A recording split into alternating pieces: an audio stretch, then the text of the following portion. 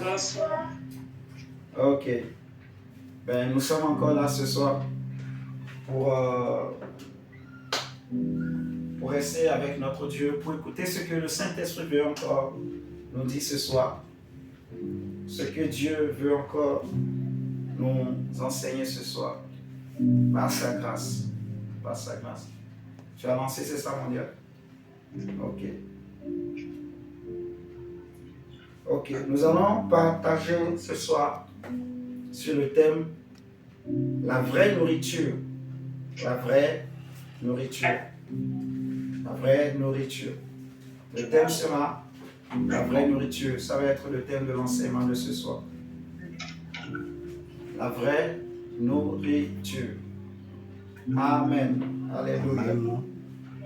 Ok. Mais avant de commencer, comme nous avons pris une certaine habitude ces derniers temps, j'aimerais que tu pries avec moi. Parce que la parole de Dieu est une richesse.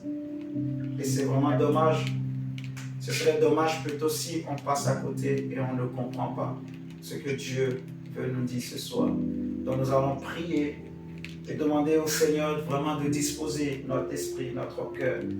Nous tous, même moi-même le prédicateur, que le Seigneur dispose notre esprit, notre conscience, notre intelligence, notre entendement, nos pensées, nos oreilles, nos yeux, tout notre être, nos âmes, que Dieu dispose tout notre être pour que nous puissions percer les mystères de ce message, que notre esprit puisse capter la pensée de Jésus.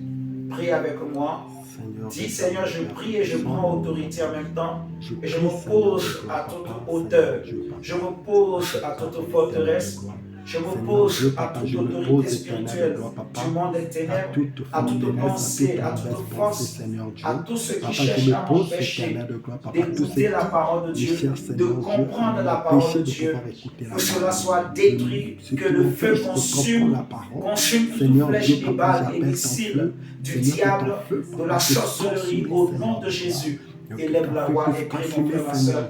Parce que Jésus a dit, l'homme ne vit pas seulement de pain, mais de toute parole. De toute parole qui sort de la bouche de Dieu. Dis Seigneur, je veux recevoir l'esprit de ta parole. Je veux recevoir la vie de ta parole. Je veux comprendre avec le Saint-Esprit.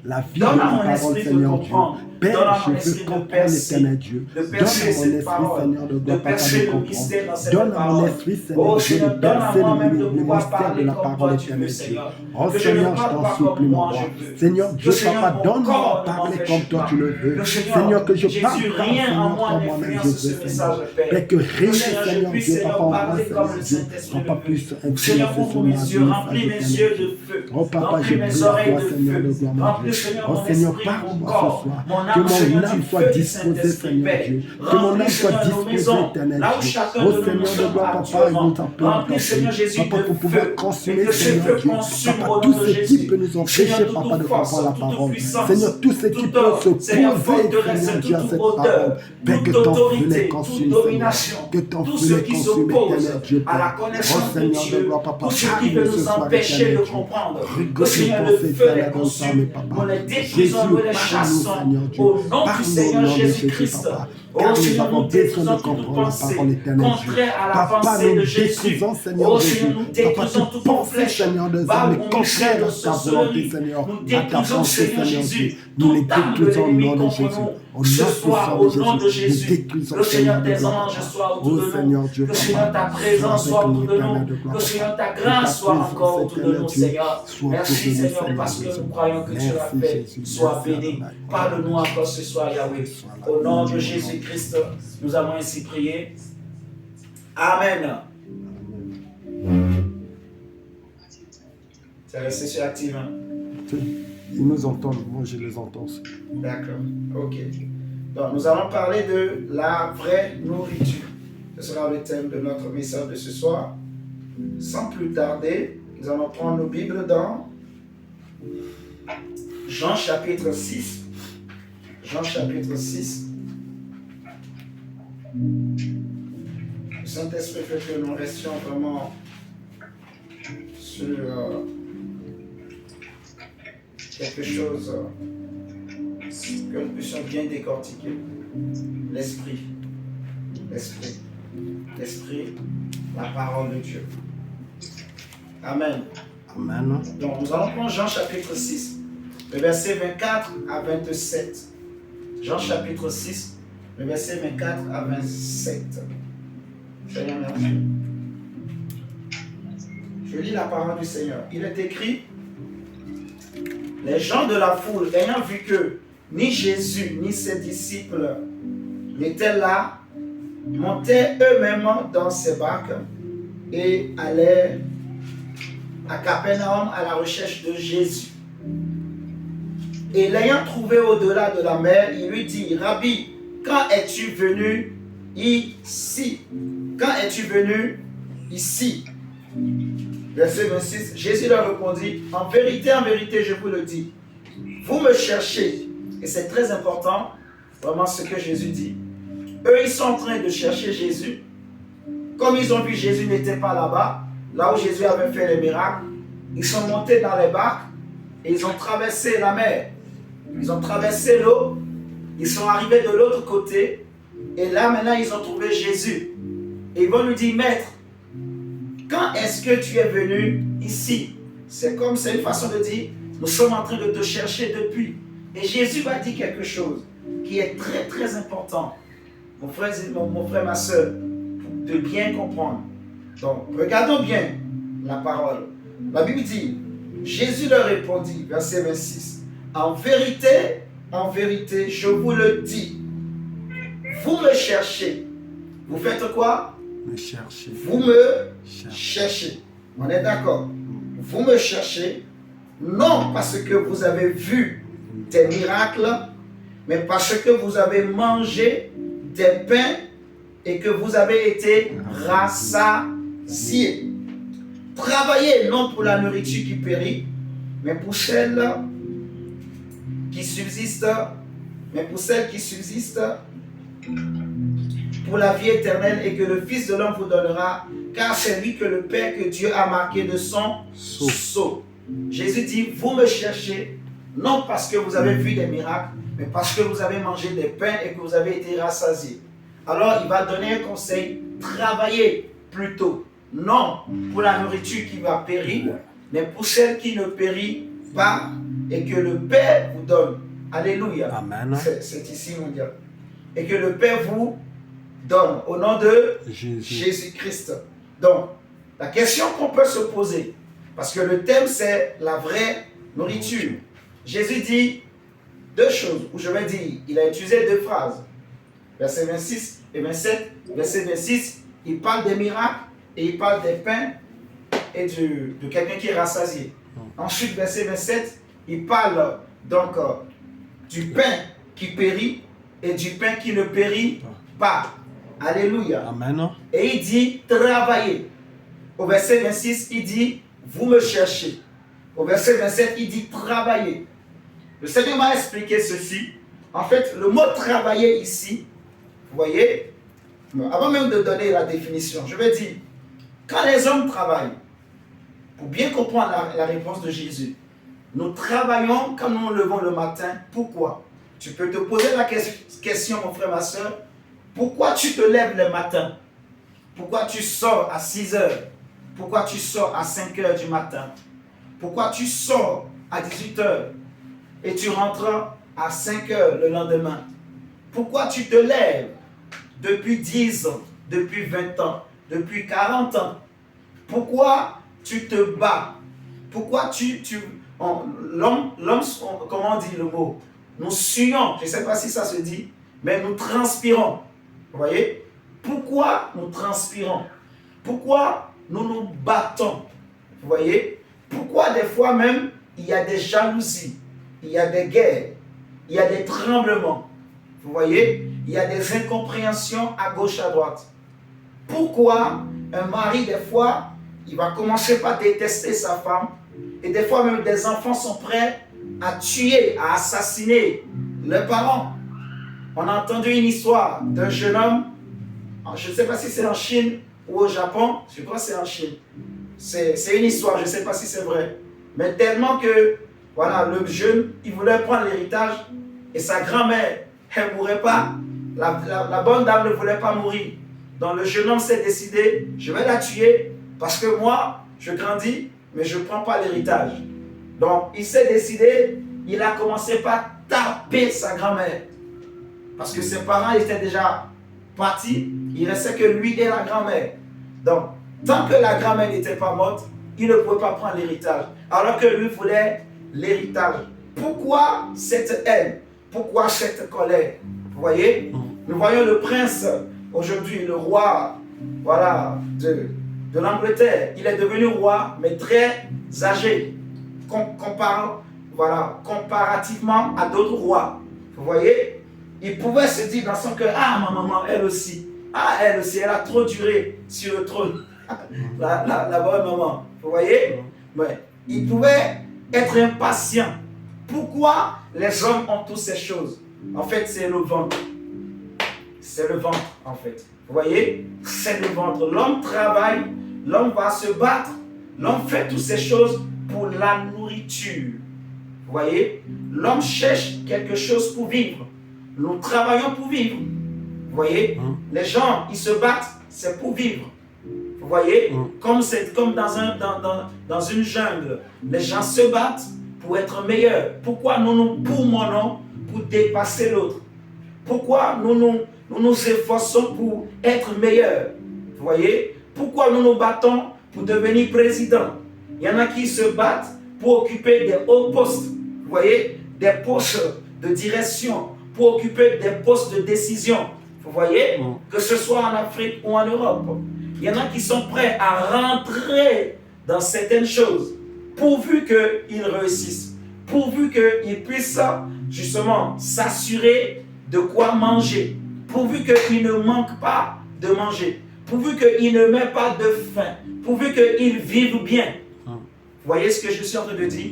Donc l'homme, justement, travaille d'habitude pour son ventre. Et le mot travailler ici, c'est chercher. Je peux dire autrement, si je veux poser ma question.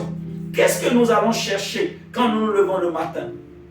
Qu'est-ce que nous allons chercher quand, même malgré que j'ai sommeil, mais quand même, je me lève? Comment tu peux m'expliquer un homme fatigué quand tu regardes son visage est tellement, il y a des traits partout. Ses yeux sont rouges. Des fois même, il a dormi 1 heure, du temps seulement. Mais il est debout. Parce que s'il ne travaille pas, la fin du mois, il n'y a rien. Comment il va payer le loyer? Comment il va nourrir femme et enfants? Peut-être qu'il y a les parents qui sont en Afrique. Vous voyez? Peut-être qu'il a une dette. Il a acheté une maison. Il a acheté une voiture. Et il faut rembourser. Vous voyez? Donc, il se bat. Pourquoi il fait tout ça? Qu'est-ce qu'il cherche en se levant? Qu'est-ce qu'il cherche en se levant le matin? Qu'est-ce qu'il cherche? Il cherche l'argent. Mais pourquoi on cherche l'argent? C'est pour le ventre. Vous voyez ce que je suis en train de dire? C'est pour le ventre. C'est pour le ventre que les hommes se battent.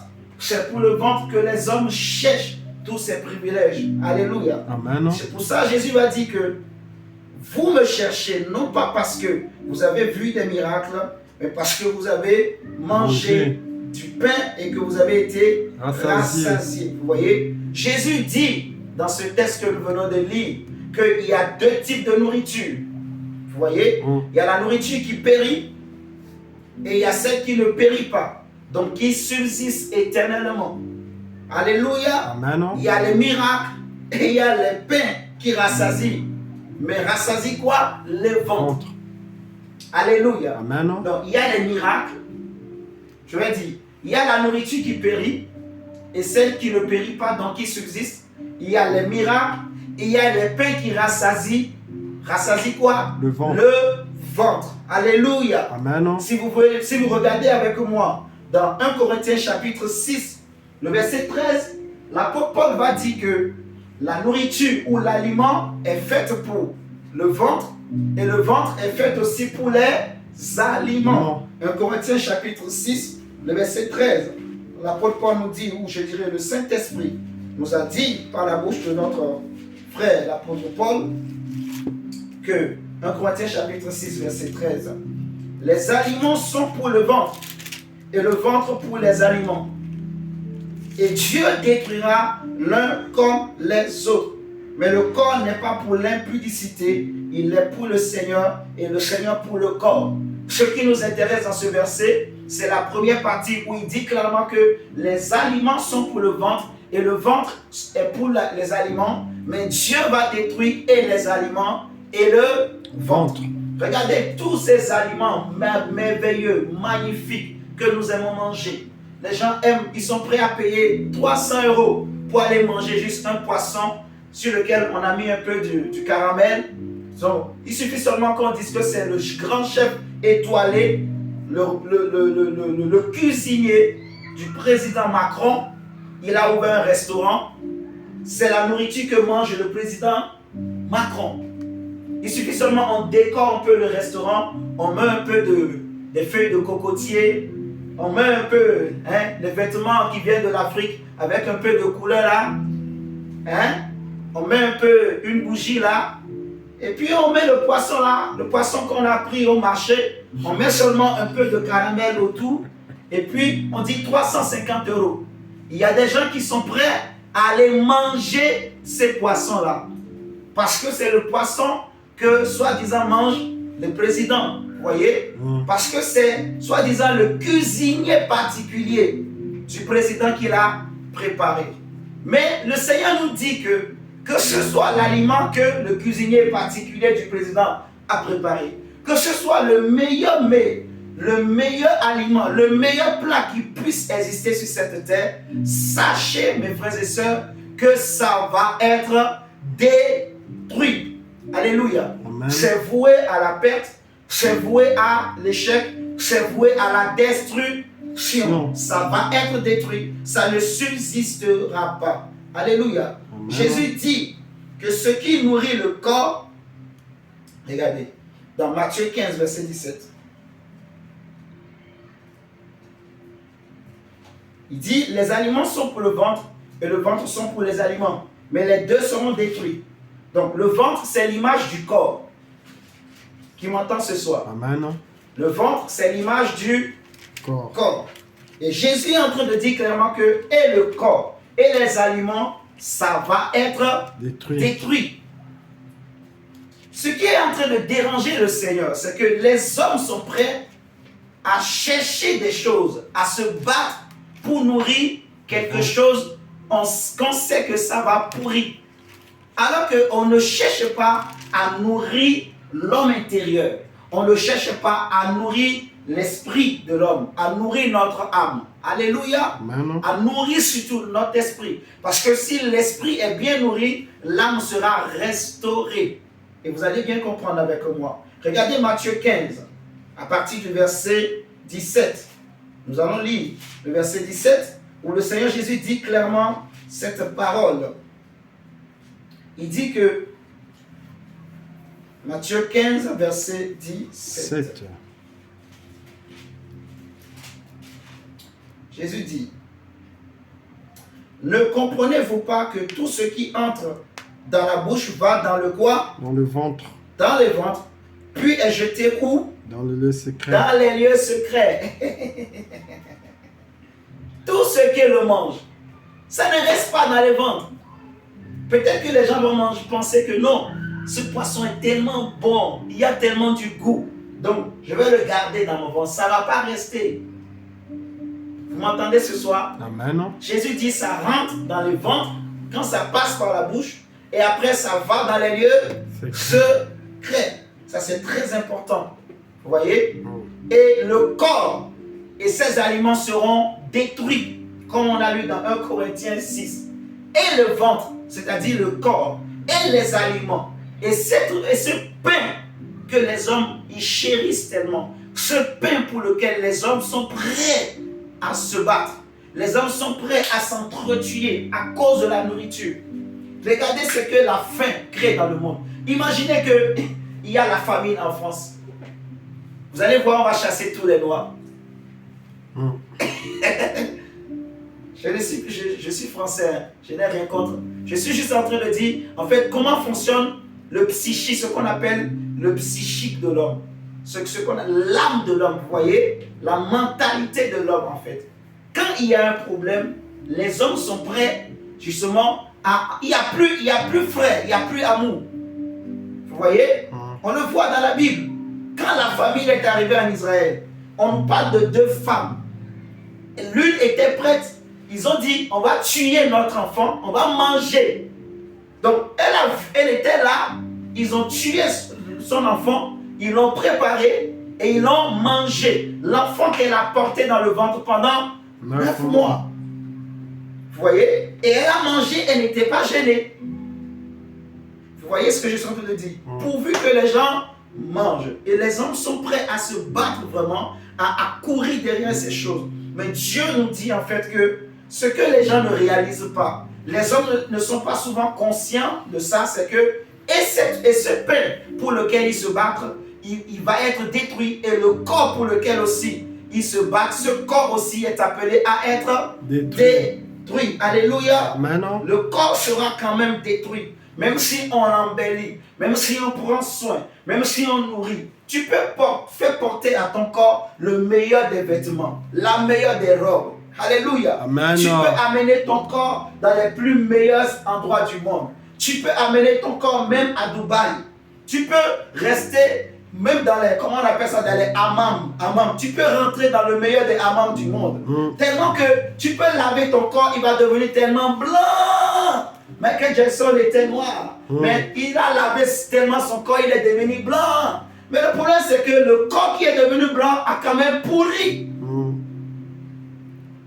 Est-ce que nous sommes en train de comprendre? Amen. Dieu veut, ce qui étonne le Seigneur, c'est que comment les hommes sont prêts, ils travaillent, ils font des recherches, ils travaillent pour nourrir quelque chose qui va périr. Alors que, normalement, il fallait chercher à nourrir ce qui ne périt pas. Vous voyez ce que je suis en train de dire? Amen. Et c'est de ça que nous voulons parler en fait. C'est pour ça que Jésus dit aux Juifs, vous me cherchez non pas parce que vous avez vu des miracles. Vous voyez? Parce que la nourriture spirituelle est un miracle. Le miracle nourrit ton esprit. Le miracle te fait croire que Dieu existe. Le miracle te fait croire dans la parole de Dieu. Le miracle vient illuminer l'esprit de l'homme. Donc ils ont vu le miracle, mais à l'instant où ils l'ont vu, ils l'ont oublié. Eux, ce qui les ont intéressés, ce n'est pas le miracle, mais c'est le fait qu'ils ont mangé. Et Jésus dit, vous avez été rassasiés. Ça veut dire qu'ils avaient bien mangé, ils ont roté, comme on aime souvent dire. Ils ont tellement bien mangé et ils étaient bien. Ils ont commencé par dire, lui là, il est le prophète qui doit arriver. La Bible dit qu'ils étaient prêts à venir prendre Jésus pour l'établir roi. Quand Jésus a vu ça, il a fui. Donc, ils n'ont pas compris le sens de ce que Jésus a fait. Eux, ils ont regardé le côté physique. On a mangé, on a été rassasiés et c'est fini. Vous voyez? Le Seigneur va dire dans Matthieu 4, le verset 4, lorsque le diable est venu pour le tenter, il a dit clairement que l'homme ne vivra pas seulement de pain. Et ça, c'est une clé. Nous allons développer ça correctement. L'homme ne vivra pas seulement de pain. Parce que le pain physique donne la vie. Mais il donne la vie à quoi? Au corps. Vous m'entendez? Parce que les gens veulent avoir la vie, mais une vie qui va périr. Ils veulent donner la vie au corps. Ils veulent que le corps vive. Ils veulent que le corps se sente bien. Que le corps, voilà. Donc il se lève la nuit. Mais il est marié. Mais il va quand même en boîte de nuit. Donc il va nourrir son corps. Il boit alcool. Il nourrit son corps. Il voit une fille. Il voit un monsieur. Il va commencer par prendre toutes les positions possibles. L'essentiel est de se faire remarquer. Il est en train de nourrir le corps. Vous voyez? Toutes ces choses que les hommes font, c'est pour nourrir le corps, mais un corps qui est poussière, un corps qui est pourriture, un corps qui sent. Oui, mon frère, il suffit qu'il tombe, laisse-le là, 2 jours, c'est fini, plus personne ne peut rester à côté. Vous voyez ce que je dis? C'est ça le corps. L'esprit et l'âme de l'homme, en fait, ne profitent pas. Lorsque l'homme il se préoccupe seulement à nourrir son corps, son esprit ne profite en rien. Jésus dit que ce qui entre dans la bouche, ça ne rentre pas dans l'esprit. Ça ne rentre pas dans l'âme. Il dit ça reste dans les ventres. Vous êtes en train de me comprendre. Amen. Donc, je peux manger le meilleur des êtres, même si je suis invité par le président et je mange à la table du président, ça ne va pas rester dans mon âme ou dans mon esprit. On a dit à Daniel, le roi Nabucodonosor a ordonné que vous mangiez les plats de sa table, les mets du roi. Tous les autres étaient contents, mais Daniel a dit, je m'en fous. Mais du roi ou pas, ça ne va rien apporter à mon esprit. Vous êtes en train de me comprendre. Daniel avait compris ces choses. Et il savait que ce n'est pas ce qui est important. Alléluia. Amen. Ça ne sert à rien de travailler pour nourrir le corps. Parce que quand tu nourris ton corps, sache que ton esprit ne gagne rien. Vous voyez, mon esprit ne gagne rien. Quand je me préoccupe seulement de nourrir le corps, mon esprit ne gagne rien. Et si mon esprit ne gagne rien, mon âme aussi n'a rien gagné. On est d'accord? L'âme ne profite pas, l'esprit non plus ne profite pas. Vous voyez, on sait ce qui sort de l'intérieur de l'homme. Jésus le dit. Si vous prenez Marc chapitre 7 avec moi, nous allons lire autrement Matthieu 15 qu'on vient de lire là, mais nous allons le lire dans Marc chapitre 7. Les choses qui sortent de l'homme, on le sait plutôt, mais je parle bien sûr de l'homme qui est non régénéré. Regardez Marc chapitre 7, versets 21 à 22. Jésus dit, Marc chapitre 7, versets 21 à 22, il dit, car c'est du dedans, c'est du cœur des hommes que sortent les mauvaises pensées, les adultères, vous voyez, les adultères, les impudicités, les meurtres, les vols, les cupidités, les méchancetés, la fraude, le dérèglement, le regard envieux, la calomnie, l'orgueil, la folie, toutes ces choses, donc mauvaises sortent du dedans et souillent l'homme. Vous voyez? Donc on dit que car c'est du cœur des hommes, vous voyez, que sortent les mauvaises pensées, les adultères, les impudicités, les meurtres, les vols, les cupidités, les méchancetés, la fraude, le dérèglement, le regard envieux, la calomnie, l'orgueil, la folie. Vous voyez? Donc, on sait ce qui sort de l'homme. On sait ce qui sort de l'homme. L'homme qui n'est pas régénéré, l'homme dont l'esprit n'a pas été transformé. Voilà les choses qui sortent de l'homme. La question maintenant qu'on doit se poser, mon frère, ma soeur, qu'est-ce qui rentre dans l'homme alors? Parce que ce qui sort de l'homme, mon cher ami, l'homme qui n'a pas été régénéré, c'est la mort. Vous voyez? Il y a une réalité spirituelle que les chrétiens ne comprennent pas.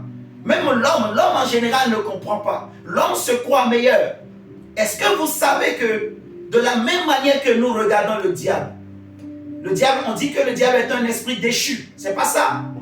Que les démons sont des esprits déchus. Mais l'homme aussi est un esprit déchu. Je vais choquer encore quelqu'un ce soir. Parce que l'homme aussi est un esprit dans un corps. On dit l'homme, Dieu quand il a créé l'homme, il a soufflé son esprit dans l'homme. On est d'accord. Mais quand Adam et Ève ont péché, eux aussi ils sont tombés. Vous voyez, comme le diable avait péché, il était tombé. L'homme aussi, son esprit est tombé. Et depuis que l'esprit de l'homme est tombé, il était mort. Il était loin de Dieu. Il ne pouvait plus communiquer avec Dieu. Quand le Seigneur était venu dans le jardin d'Éden, Adam a fui. Vous voyez, les hommes ne pouvaient plus communiquer avec Dieu. Donc, si vous ne le savez pas, ou si vous n'êtes pas conscient, sachez ce soir que tout homme qui n'a pas Christ, en fait, il a aussi un esprit qui est tombé. Un esprit déchu. Vous êtes en train de me comprendre? C'est aussi un esprit déchu. Donc, tout ce qui sort d'un esprit déchu. Parce que quand vous regardez les démons, qu'est-ce que le diable produit? C'est la mort. C'est la destruction. On est d'accord? Donc, l'homme également qui n'a pas Jésus, qu'est-ce qu'il peut produire de bon? Qu'est-ce qui de bon peut sortir de lui? Jésus va dire que lorsque le diable parle, en fait, il parle de son propre fond. Il est le père du mensonge et quand il ment, il ne va pas chercher ailleurs. Ça sort de son intérieur. Vous m'entendez? Le mal sort de lui parce que c'est un esprit qui est tombé. Vous voyez? Il était un ange dans la présence de Dieu. Il a péché, il est tombé. Vous voyez? La différence, c'est juste que les hommes sont des esprits, mais dans un corps. Mais les démons, eux, ils n'ont pas de corps physique comme nous. C'est tout simplement la différence. Vous voyez? Et nous, on a une âme, mais eux, ils n'ont pas d'âme. Mais l'homme, en tant qu'esprit, c'est aussi un esprit déchu. Donc, un homme sans Jésus, qu'est-ce qu'il peut produire? C'est la mort, c'est les ténèbres. Parce que c'est aussi un esprit déchu. On est d'accord? Amen. Donc, c'est pour ça qu'on sait ce qui sort de l'homme. On sait ce que l'homme produit. On sait ce que l'homme sans Jésus produit. Maintenant, la question qu'il faut se poser, qu'est-ce qui doit rentrer dans l'homme pour que l'homme revive, pour que l'homme soit transformé, pour que l'esprit qui était mort. Vous voyez, la différence avec les anges déchus et les hommes qui étaient aussi des esprits déchus. La Bible dit dans Hébreux 2, à partir du verset 14, « Puisque les enfants participent à la chair et au sang, Christ aussi, il y a participé, vous voyez, afin d'anéantir celui qui avait le pouvoir, la puissance de la mort. » Vous voyez, Jésus est venu, il n'est pas venu secourir les anges déchus, mais il est venu secourir les esprits des hommes déchus. Qui m'entend ce soir? Amen. Parce que qu'est-ce qui pouvait réveiller l'esprit de l'homme? Qu'est-ce qui pouvait sauver l'esprit de l'homme? Qu'est-ce qui pouvait délivrer l'esprit de l'homme?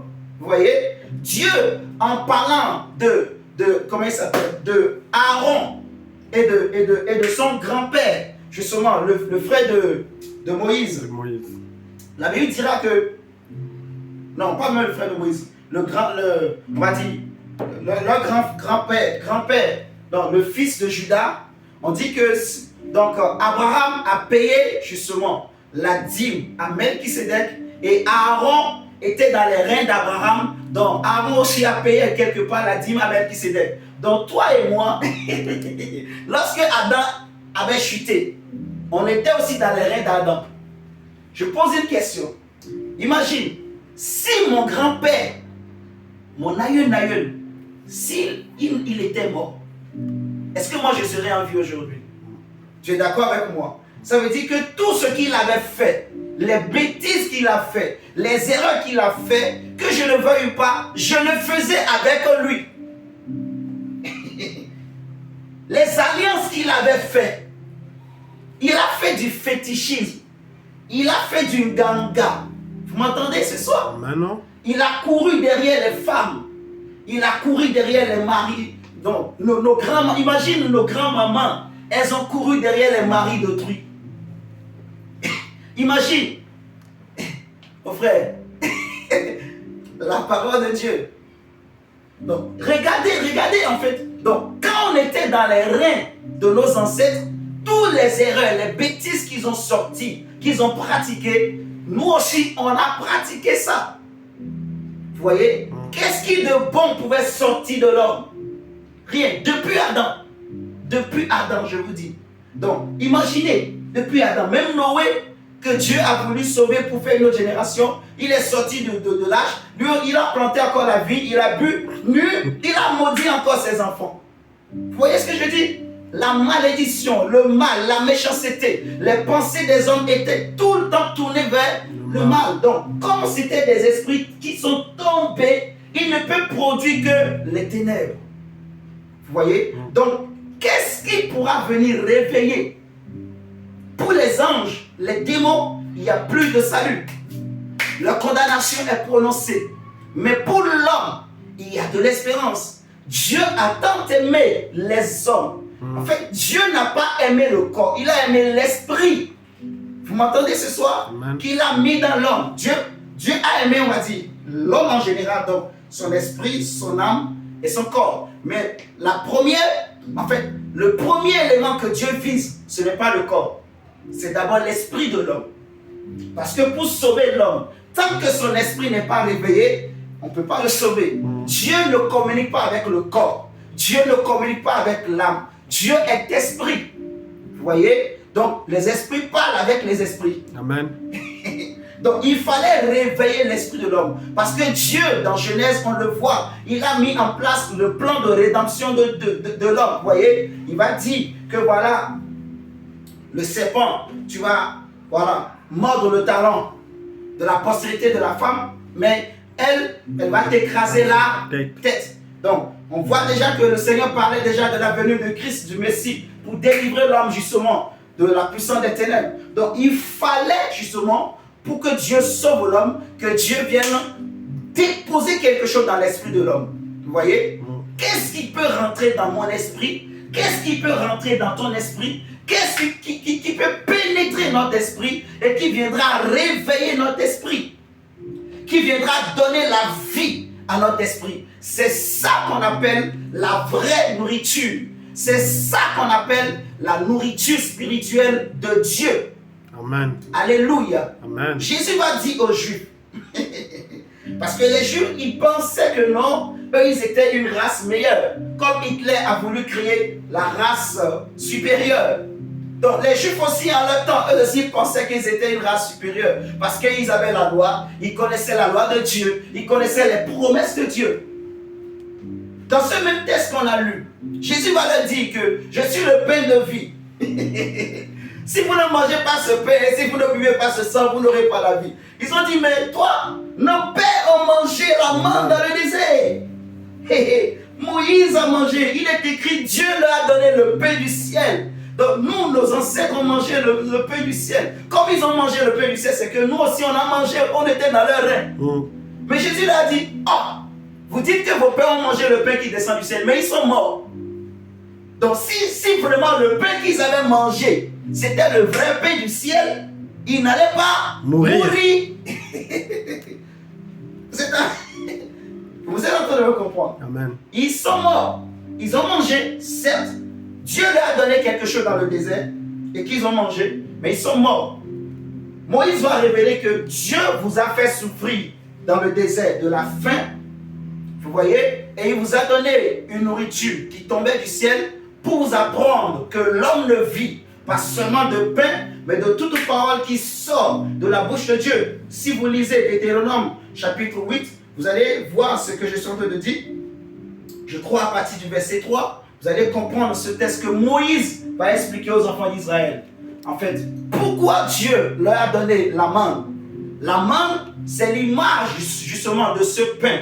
Mais la manne qu'ils ont mangée dans le désert, ce n'était pas le vrai pain qui descend du ciel. Vous voyez? Amen. Donc, parce qu'ils ont mangé cette manne, mais ils sont morts. C'était pour les enseigner, pour leur montrer que l'homme ne vit pas seulement de pain, mais de toute parole qui sort de la bouche de Dieu. Amen. Jésus est en train de révéler, ou je dirais Dieu, révèle deux réalités dans ce verset. Ce que Dieu a révélé aux enfants d'Israël dans le désert, il y a deux enseignements. Premièrement, par rapport au corps physique, mais aussi par rapport à l'esprit. Vous voyez?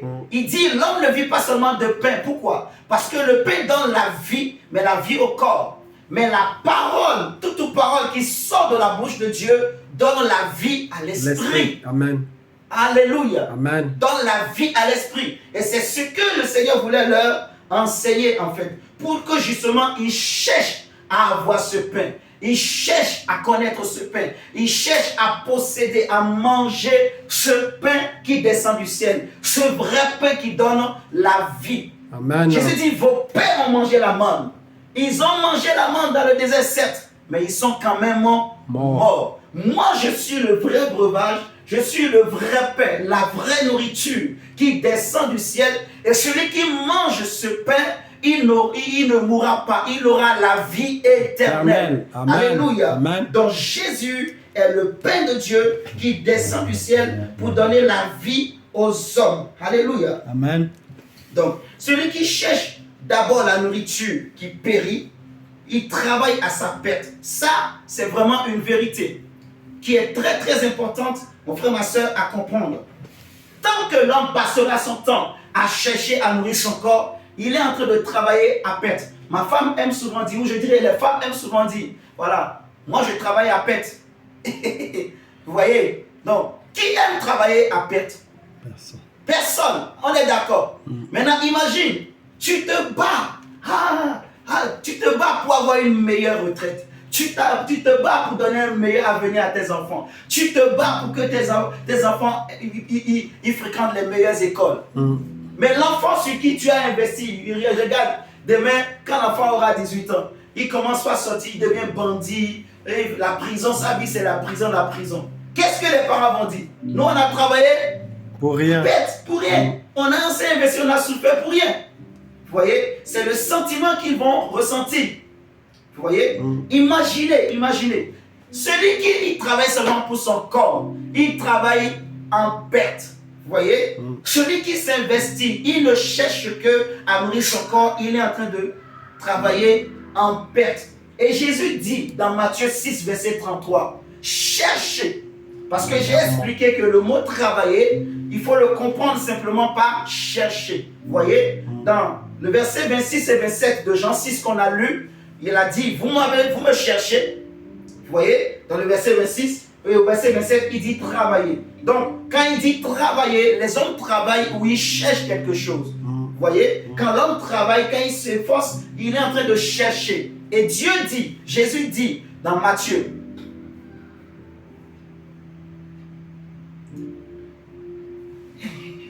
dans Matthieu 6, verset 33, cherchez premièrement le royaume de Dieu. Cherchez premièrement le royaume de Dieu et sa justice, et toutes les autres choses vous seront données par-dessus tout. Donc cherchez premièrement le royaume. Le royaume de Dieu, on avait déjà expliqué, c'est la semence de Dieu, c'est la parole de Dieu. Vous voyez? C'est Christ, le royaume de Dieu. Donc, quand Jésus dit cherchez premièrement le royaume, donc cherchez la nourriture spirituelle, la vraie nourriture. Ne travaillez pas en perte. Ne perdez pas votre temps. Que sait-il à un homme de gagner ce monde? L'homme travaille pour gagner le monde. L'homme travaille pour être meilleur. L'homme travaille pour bien manger. Surtout en Afrique, quand tu as un gros ventre, c'est ça le signe de la richesse. Hein? Ici, dans le monde, on se bat pour que ça diminue. On imagine si on était là-bas. On allait dire que, franchement, tonton André, maman, tu le nourris bien. Hein? Quand les tontons, on dit, merci notre fille, tu prends soin de notre fils, ainsi de suite. Hein? Mais nous, on travaille pour que ça diminue parce que ça fait souffrir. Demandez au diable. Même pour mettre les chaussures, c'est pas facile. En plus, si tu as à manger, quand tu manges là, donc il faut que tu restes comme ça pendant un moment. Jusqu'à ce que ça descende. Donc ça, c'est juste une parenthèse. Vous voyez? Donc, en fait, les hommes travaillent pour le ventre. Ils se battent pour nourrir le ventre. Vous voyez? Ils travaillent en perte. Ils travaillent en perte. Jésus dit, cherchez premièrement le royaume de Dieu, la nourriture qui vient du ciel, et toutes les autres choses vous seront données par-dessus tout. Alléluia. Amen. Ok, nous allons maintenant essayer d'avancer.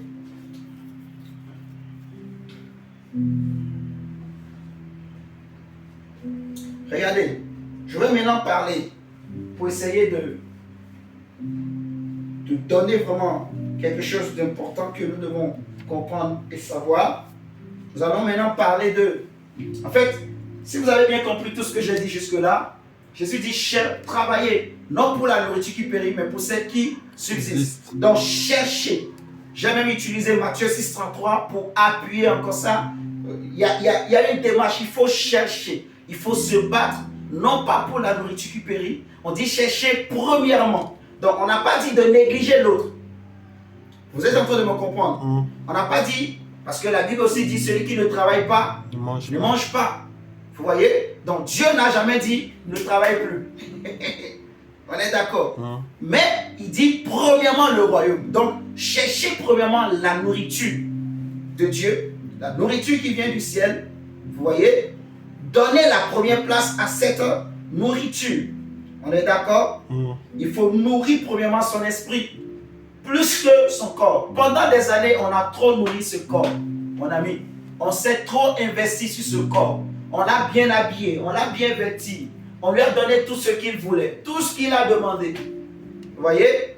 Et on a négligé pendant longtemps notre esprit parce qu'on n'avait pas la connaissance, on n'avait pas la lumière. Mais aujourd'hui, Dieu nous donne la connaissance, Dieu nous donne la lumière et nous comprenons les choses et nous allons chercher à nourrir davantage notre esprit. Vous voyez? Donc, quelqu'un qui cherche le royaume de Dieu, la deuxième partie de ce message, c'est pour parler de quelqu'un qui cherche le royaume de Dieu. Quelle est sa démarche? Vous voyez? Quelqu'un qui cherche le royaume de Dieu, en fait, son esprit, regardez, je vais expliquer une réalité. J'avais déjà dit la dernière fois, le dimanche, je crois, mais peut-être que tout le monde n'a pas bien capté. De la même manière que ton corps, que mon corps peut avoir faim, vous m'entendez? Amen. Mon corps peut avoir faim, parce que j'ai toujours expliqué, l'âme, lui, il est au milieu. Elle est au milieu plutôt. Elle fait soit ce que veut le corps, soit ce que veut l'esprit. Et nous qui sommes enfants de Dieu, normalement, notre corps ne peut plus dominer notre âme. C'est l'esprit qui doit prendre le dessus. Sauf si nous-mêmes, nous croisons les bras et nous ne faisons pas ce que la Bible nous demande. Vous voyez? Maintenant, regardez. De la même manière que le corps, il nous pousse à travailler pour le nourrir, est-ce que vous savez aussi que notre esprit aussi a faim? Parce que pourquoi les hommes se battent? Parce que le corps a des besoins. En fait, le corps a faim. Le ventre a faim. Le ventre réclame. Donnez-moi, donnez-moi, donnez-moi, donnez-moi, donnez-moi, donnez-moi, donnez-moi, donnez-moi. Quand j'étais enfant, il y avait une histoire, un conte qu'on nous racontait. Vous voyez? Un monsieur qui sort, il vient quelque part, il y avait deux arbres. Il y avait l'un qui avait des fruits, qui disait viens, viens, viens, viens, viens. Il y a un autre qui dit, qui est calme. Mais celui qui crie trop, viens, viens, viens là, ce n'est pas les bons. Il ne faut pas aller. Ça, c'est des histoires qu'on nous raconte quand on était enfant. Pour nous donner un peu de sagesse.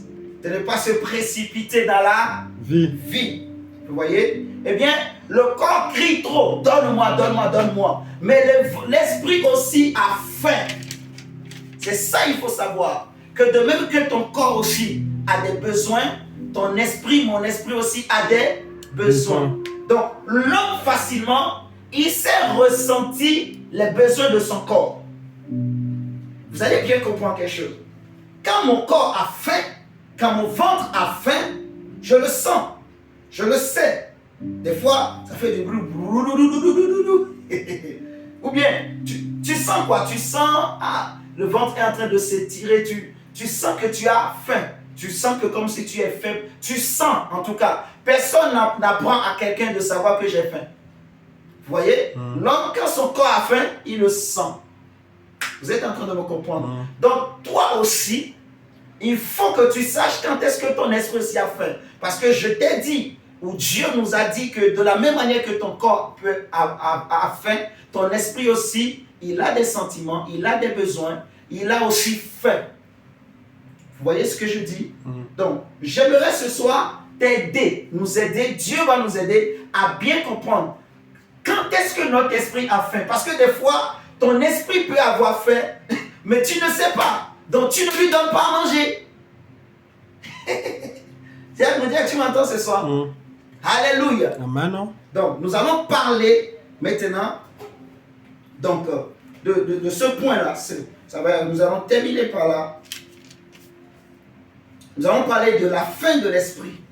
La fin de l'esprit, ça va être la deuxième partie, deuxième volet du message.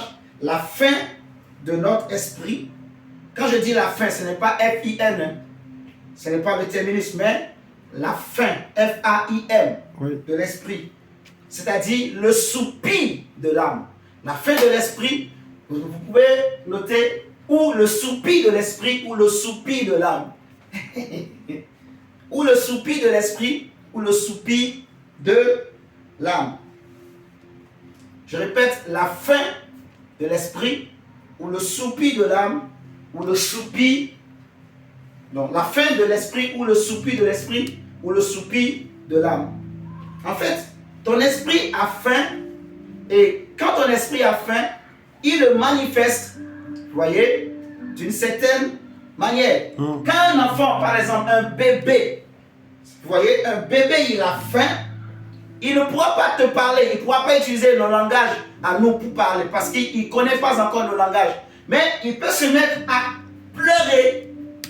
Vous m'entendez ce soir? Le bébé va pleurer, il va crier. Ça, c'est vraiment une image que le Seigneur m'a donnée pour nous aider à bien comprendre ce que je veux dire. Le bébé va se mettre à crier, à pleurer. Vous voyez?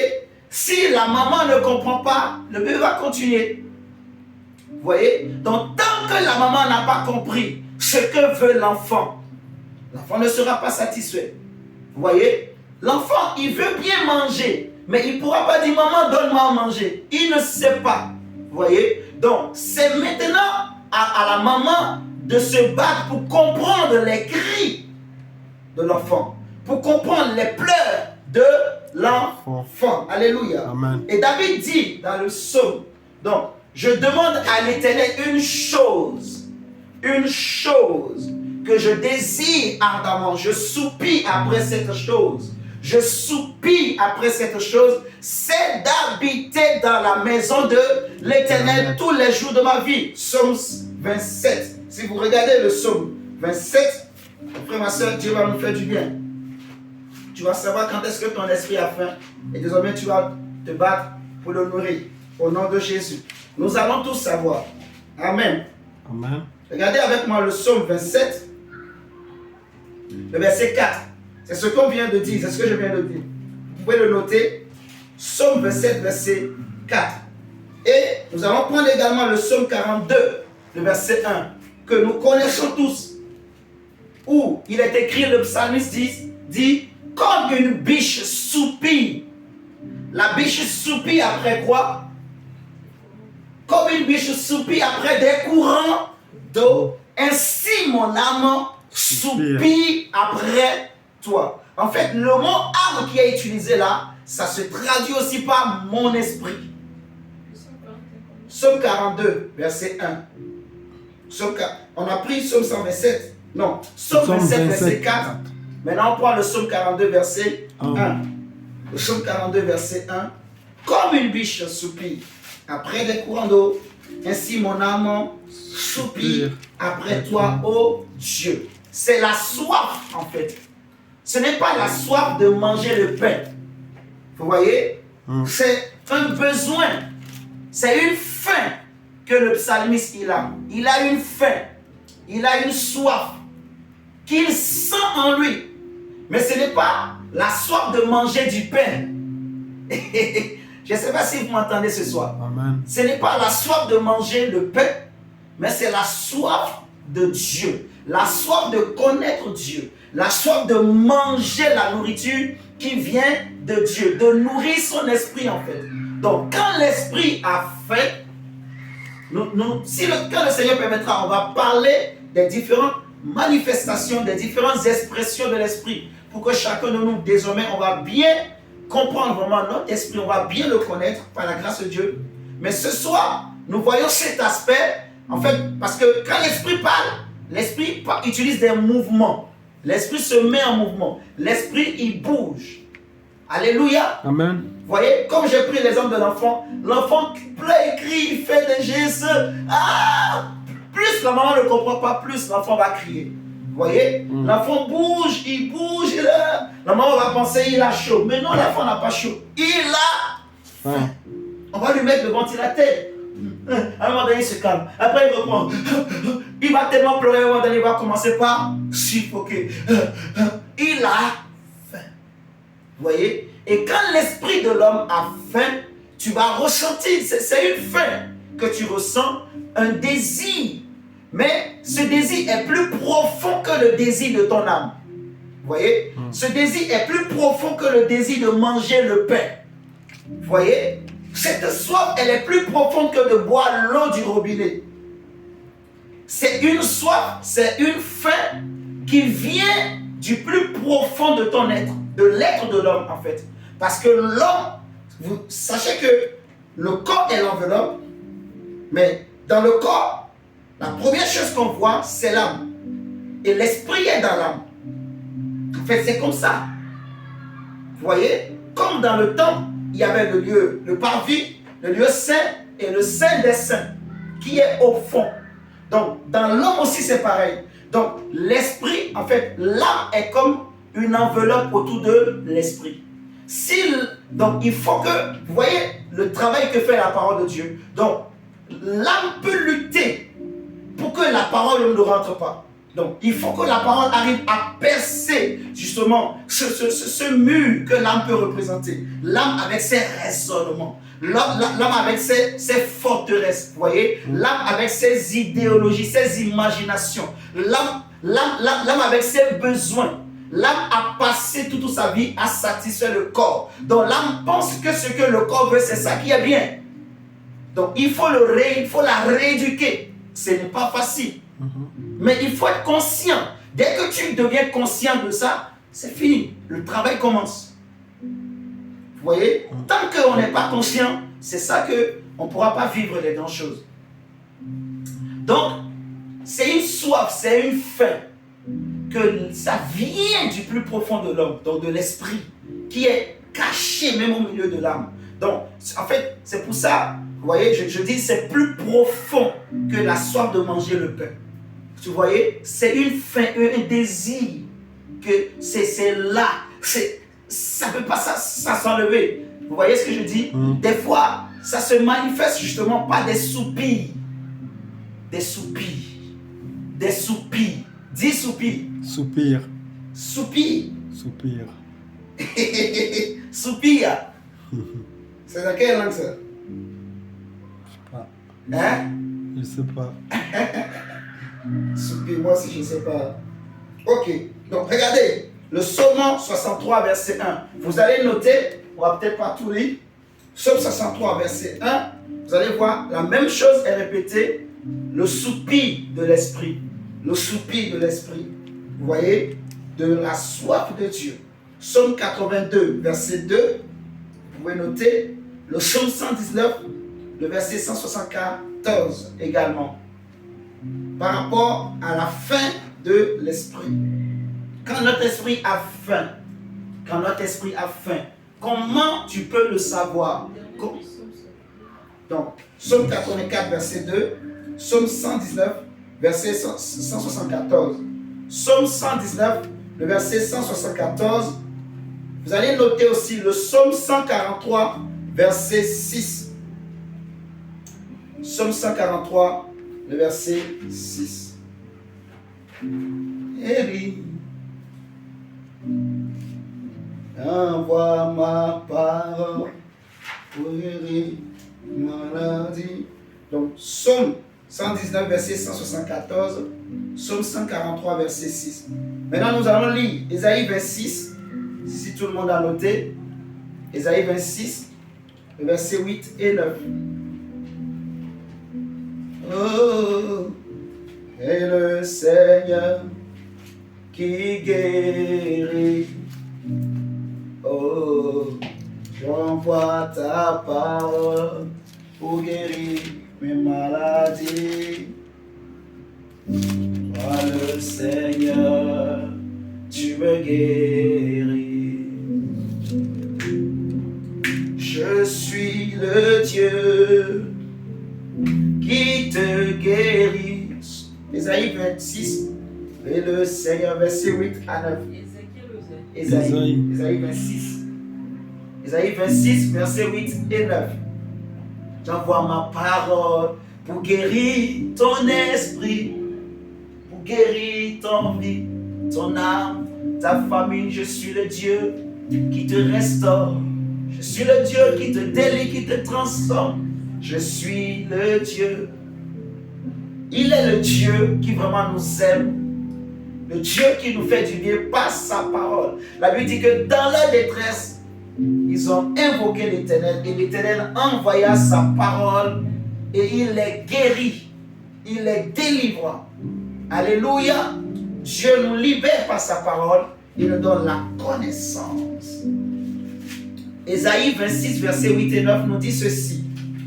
Aussi nous t'attendons, ô Éternel, sur la voie de tes jugements. Notre âme soupire après ton nom. Et après ton souvenir, notre âme soupire. Notre âme soupire. Verset 9. Mon âme te désire pendant la nuit et mon esprit te cherche au-dedans de moi. Mon esprit te cherche où? Au-dedans de moi. Donc, mon esprit cherche quoi en fait? La nourriture de Dieu. Vous voyez ce que je dis? Le soupir de l'âme, c'est la recherche de l'esprit. C'est la faim. Attendez, je vais bien expliquer. Mais méditez sur ce verset. Mon esprit te cherche au-dedans de moi. Car lorsque tes jugements s'exercent sur la terre, les habitants du monde apprennent la justice. Vous voyez? Il est question, je dirais, on a besoin de ce royaume, de cette nourriture, pour connaître la justice de Dieu, pour marcher dans la justice de Dieu, pour marcher dans la volonté de Dieu, pour plaire à Dieu. Alléluia. Amen. Pour vivre les promesses de Dieu, vivre comme Christ sur cette terre. Alléluia. Amen. On a besoin de cette nourriture pour que nos vies soient transformées. Vous savez, la révélation est telle qu'il est dit que même la création attend, désire, avec un ardent désir, la création soupire pour voir des hommes et des femmes qui ont goûté à cette nourriture, des hommes et des femmes qui ont mangé cette nourriture que Jésus est venu donner aux hommes. Mon ami, regardez avec moi. La Bible dit, la création soupire avec un ardent désir, attend avec un ardent désir la révélation, la manifestation des fils et des filles du royaume de Dieu. Alléluia. Amen. Elle attend, elle désire la création. Nous savons, si vous prenez Romains chapitre 8, Romains chapitre 8, Romains chapitre 8, Romains, mon ami, chapitre 8, on va lire le verset 22 à 27. Romains chapitre 8, la révélation de Dieu. La révélation de Dieu. Si Christ est venu, c'est parce qu'il sait que l'homme a besoin de cette nourriture. L'homme est en train de se vautrer dans le péché. L'homme est en train de nourrir ce qui est périssable. L'homme est en train de s'investir. L'homme est en train de faire des tontines, mais des tontines qui sont à perte. L'homme est en train de s'investir. Il s'investit dans quelque chose qui va périr. Donc Dieu est venu justement pour changer l'histoire des hommes, pour changer l'ordre des choses, pour que l'esprit reprenne sa place, pour réveiller les esprits qui étaient déchus. Mais les esprits des hommes, pas les esprits, pas les démons. Alléluia. Romains 8, verset 20, on dit, or nous savons que jusqu'à ce jour, la création tout entière fait quoi? Soupire. Mon ami, comprends très bien. La création soupire. La création soupire. Les gens sont fatigués. Les gens sont fatigués. Quand ils sont fatigués, c'est l'esprit qui a faim. Les gens soupirent. La création soupire et souffre les douleurs de l'enfantement. La création est en train de soupirer. Vous voyez? Et ce n'est pas elle seulement, mais nous aussi qui avons les prémices de l'esprit, nous aussi nous soupirons. Même nous-mêmes nous soupirons. Vous comprenez? Parce que on n'est pas encore rassasié. Et tant que nous serons sur la terre, on ne sera jamais rassasié. Dieu est un torrent profond. On ne peut jamais atteindre le fond. La Bible dit qu'il s'appelle l'Éternel des armées. Nul ne peut connaître ses profondeurs. Nul ne peut aller jusqu'au fond. Il est tellement vaste. Il est tellement profond. Paul dit aux Romains, qui a connu les profondeurs de l'Éternel? Ô profondeur de la sagesse, de la grandeur de ce Dieu infiniment puissant, ce Dieu infiniment sage et si saint. Alléluia. Amen. Ce Dieu infiniment merveilleux et magnifique. Ce Dieu qui a créé l'univers en 6 jours. Mais la Bible dit le 7e jour, il s'est reposé. Il est tellement sage qu'il savait que pour te créer, il fallait d'abord appeler la lumière. Il est le Dieu, il n'a besoin de qui que ce soit pour créer quoi que ce soit. Il appelle à l'existence les choses qui n'existent point. Il dit un mot et la chose s'accomplit et il ordonne et toute créature obéit. Il connaît toutes choses. Rien ne peut échapper à sa sagesse et à ses regards. Il voit tout ce qui est caché. Il voit tout ce qui est profond. Il est la magnificence et la majesté. La beauté est à ses côtés. La grandeur est avec lui. La gloire lui appartient. L'honneur et l'autorité, la magnificence et l'excellence. Il est un roi parfait. Il est un roi saint. Alléluia. Il est le père des orphelins, le mari des veuves. Il est celui qui donne la semence aux semeurs. Celui qui pourvoit aux besoins. Celui qui nourrit. Même le lion dans la forêt soupire après Dieu. Et Dieu lui donne aussi sa nourriture. Même l'oiseau qui vole, il crie aussi à Dieu et il le nourrit. Amen. Il est le maître de l'univers qui tient tout entre ses mains. Toute créature obéit à son nom. Toute créature est soumise devant sa majesté. Amen. Il règne éternellement au-dessus de tout. Amen. Alléluia. Amen. Le prince de la vie. Il dit même nous aussi nous soupirons. Malgré que nous sommes déjà en Christ, mais nous continuons de soupirer. Nous continuons de soupirer parce que nous voulons manger. Jésus dit, lorsque l'Esprit de vérité viendra, il vous conduira dans toute la vérité. Il dit, j'ai encore beaucoup de choses à vous dire. Donc j'ai encore beaucoup de nourriture à vous donner. Mais pour le moment, vous ne pouvez pas les supporter parce que vous êtes encore des bébés spirituels. Mais quand l'Esprit de vérité, quand l'Esprit merveilleux, l'Esprit magnifique, l'Esprit majestueux viendra, il vous conduira. Il prendra de ce qui est à moi. Il prendra ma nourriture. Il prendra ma connaissance et il vous donnera. Alléluia. Amen. Il dit, il prend et il vous donne. L'Esprit. L'Esprit. Il dit, nous aussi, nous soupirons en nous-mêmes. Nous soupirons. En attendant l'adoption, nous soupirons. En attendant d'être enlevés, nous soupirons. En attendant de revêtir notre incorruptibilité, nous soupirons. Alléluia. Amen. En attendant de revêtir notre immortalité, nous soupirons. Parce que tant que ton esprit n'est pas bien nourri, ton âme ne sera pas transformée. Et si l'âme n'est pas transformée, au moment du salut, elle ne sera pas sauvée. Est-ce que vous êtes en train de me comprendre? Amen. Dieu veut, et il a dit par la bouche de Daniel, que dans les derniers temps, plusieurs blanchiront leurs robes et plusieurs brilleront comme des soleils. Vous voyez, comme des étoiles, des personnes et des femmes qui ont mangé le pain qui descend du ciel. Ils sont restés au pied du maître comme Marie. Jésus dit à Marthe, tu t'inquiètes et tu t'agites comme les hommes. Tu es comme un homme. Tu es comme une femme, Marthe. Tu es comme un homme, Marthe. Tu es comme les hommes ordinaires. Mais Marie, elle a quitté le niveau ordinaire. Elle est rentrée dans le surnaturel. Elle s'est assise au pied du maître pour manger, écouter ce qui sort de la bouche de l'Éternel des armées. Jésus dit que mes paroles sont esprit et Vie. fire. Mes paroles donnent la vie. Il est le Dieu qui donne la vie. Le Dieu qui t'aime. Il sait de quoi j'ai besoin. Il sait de quoi tu as besoin. Il sait ce qu'il te faut. Il sait la parole qu'il te faut. Il sait ce qui va te consoler. Il sait ce qui va réjouir ton cœur. Il sait ce qui va transformer ta vie. Il sait ce qui va te faire relever. Il connaît toutes choses. Mes chers amis, j'ai mangé la parole.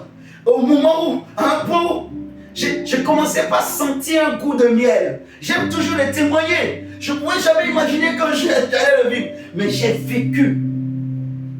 Quand Dieu m'a pris, quand il voulait que je mange, il m'a pris, il m'a posé là. Souffrance comme pas possible. Mais j'ai compris, il fallait que je mange. J'ai mangé. À un moment donné, mon ami, j'ai tellement aimé. C'était devenu comme du miel. Je commençais pas à aimer. J'ai trop aimé. J'ai commencé à dévorer, manger. J'ai pris mes plaisirs. J'aimais bien, je mettais sur la table. Comme tu vois, comment on fait la table, on veut manger. Je mets sur ma table. David dit, tu ointules ma tête et tu dresses devant moi une table en face de mes adversaires. Donc je mets la table. Seigneur, je viens à ta table, je vais manger. Des fois, je dis, Seigneur, ce soir, moi, je ne vais pas nourrir mon corps. Je vais nourrir mon esprit. Ça, c'est moi. C'est moi. Vous voyez? c'est des expériences que j'ai vécues avec le Saint-Esprit. Je me mets là, je mange. Parce que j'essaie, j'ai compris. Parce que là où tu es, c'est vrai, on est en Jésus. Mais en toi, il y a deux esprits. Il y a le Saint-Esprit qui ne peut jamais être souillé, mais il y a ton esprit humain. Vous voyez ce que je dis? Qui était déchu, que le Saint-Esprit est venu réveiller. Donc, si tu ne veilles pas, si tu ne nourris pas ton esprit humain, il peut encore être souillé. Je ne sais pas si vous comprenez ce que je suis en train de le dire. Il a besoin continuellement d'être nourri pour être fort, en fait, d'être éclairé. Plus il est nourri, il a la force. Vous voyez ce que je dis? Regardez, il dit, nous soupirons, car c'est en espérance que nous sommes sauvés. Et l'espérance qu'on voit n'est plus espérance. Ce qu'on voit, peut-on l'espérer encore? Mais si nous espérons ce que nous ne voyons pas, nous l'attendons avec persévérance. Verset 26, ça c'est un merveilleux verset qui nous révèle vraiment ce que je dis. On dit, de même aussi, l'Esprit nous aide dans notre faiblesse, car nous ne savons pas ce qui nous convient de demander dans nos prières. Mais l'Esprit lui-même intercède par des soupirs. Donc, le langage de l'Esprit, c'est des soupirs. Quand le Saint-Esprit, quand l'Esprit de l'homme a faim, vous voyez, quand il a soif, il désire quelque chose. Quand il demande quelque chose, il désire, il soupire. Il y a des soupirs des fois que tu peux avoir. En fait, en toi, des soupirs que tu peux avoir.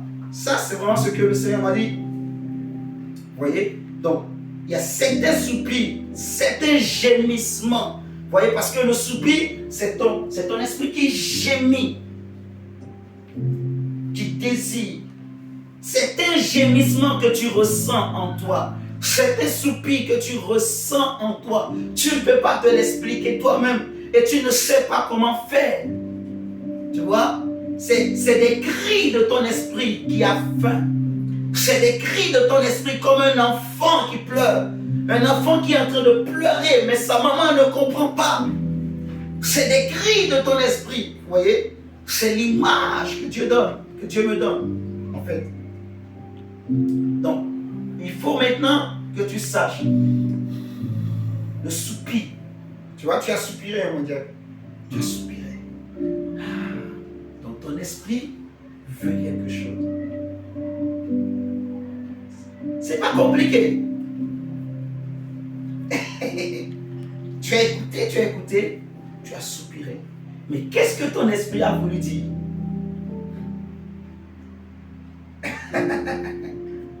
Tu comprends ce que je veux dire? Maintenant, toi, qu'est-ce qu'il faut faire? Il faut maintenant prier. Parce que c'est un cri qui vient, j'ai bien dit, l'esprit est à l'intérieur de l'âme. Tu vois? Donc pour entendre, pour percevoir, il faut que ton âme se taise. Il faut réussir à faire taire tes propres désirs. Vous voyez? Parce que naturellement, on a beaucoup de désirs, beaucoup de pensées. Ah, il faut que je mange. Ah, il faut que je prépare. Ah, il faut que je fasse ci. Ah, il faut que je fasse ça. Donc même quand tu es là, tu soupires, mais en même temps,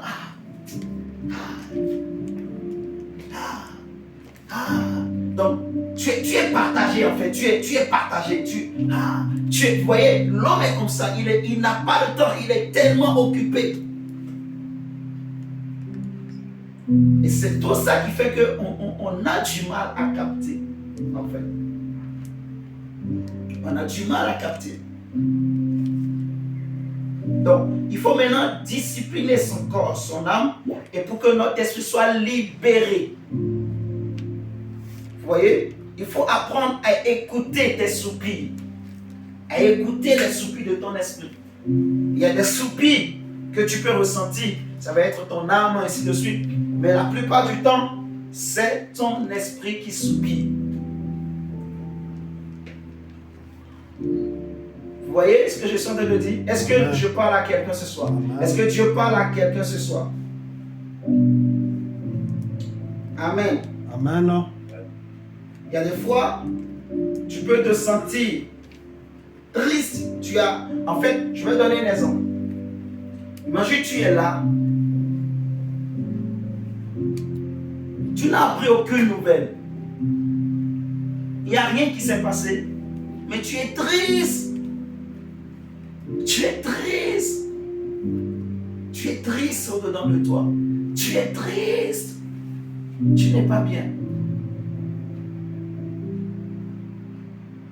Pour les hommes naturels, je vais mettre la télé, un peu des émissions joyeuses pour me changer les idées. J'appelle ma tante, vous voyez ce que je dis?